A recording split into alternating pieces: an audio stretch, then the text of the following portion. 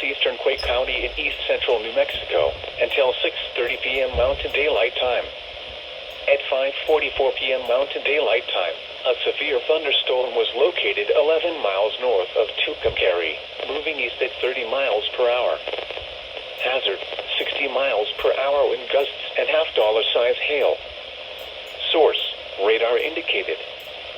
Impact, hail damage to vehicles is expected. Expect wind damage to roofs, siding, and trees. Locations impacted include Logan and Ute Lake State Park.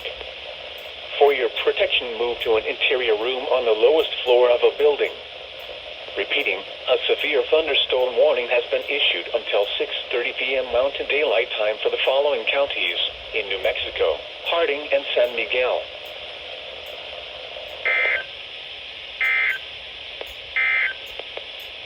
You are listening to Station W.